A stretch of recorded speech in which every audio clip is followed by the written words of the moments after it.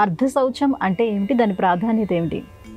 సర్వేషాం శౌచానాం అర్ధ శౌచం పరం స్మృతం అని చెప్తుంది మనుస్మృతి. మనకు దేవద్విజ గురు ప్రాజ్ఞ పూజనం శౌచమార్జవం బ్రహ్మచర్యమహింసాచ శారీరం తప ఉచ్యతే అని భగవద్గీత చెబుతుంది. శౌచాన్ని పాటించటం అన్నది శారీరక తపస్సులో ఒక భాగం. శారీరక శౌచం, భావ శౌచం, పరిసరాల శౌచం ఇవన్నీ చాలా ప్రాధాన్యతను కలిగినవే, అవసరమే. కానీ అన్ని శౌచాలలో అత్యుత్తమమైన శౌచం అర్ధ శౌచం. అంటే ధనాన్ని ఎలా సంపాదిస్తూ ఉన్నావు? మనం సామాన్యంగా ప్రశ్నిస్తే సమాధానం ఏముంటుంది అంటే న్యాయంగా సంపాదిస్తున్నాం. న్యాయంగా కాదు, ధర్మంగా సంపాదించాలి. న్యాయానికి ధర్మానికి ఏమిటి తేడా అంటే తల్లిదండ్రులను వారి వృద్ధాప్యంలో కాపాడాల్సిన బాధ్యత కొడుకుది. ఆ ధర్మం పుత్రుడిగా అతను నిర్వర్తించాలి. మమ్మల్ని మా కుమారుడు పట్టించుకోవటం లేదని న్యాయం కోసం కోర్టుకెళ్తే ఆ తల్లిదండ్రులకు న్యాయం దక్కదు. కోర్టు కుమారుణ్ణి వారికి పెట్టి తీరాల్సిందే అని ఆదేశించదు. కానీ ధర్మబద్ధంగా ఆలోచిస్తే ప్రతి కుమారుడు తన తల్లిదండ్రులను దైవంగా భావించి వారికి ఆశ్రయం కల్పించాలి.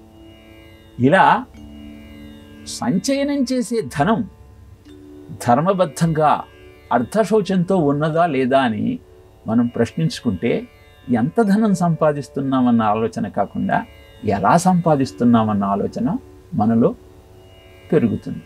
అది జీవితాన్ని శ్రేయోపథంలో ముందుకు తీసుకువెళ్తుంది.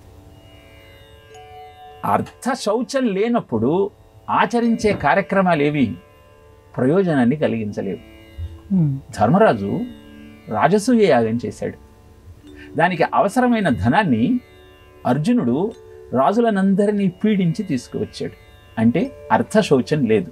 తత్కారణంగా రాజసూయ యాగం చేసిన 6 నెలల తరువాత ధర్మరాజు రాజ్యభ్రష్టుడయ్యాడు.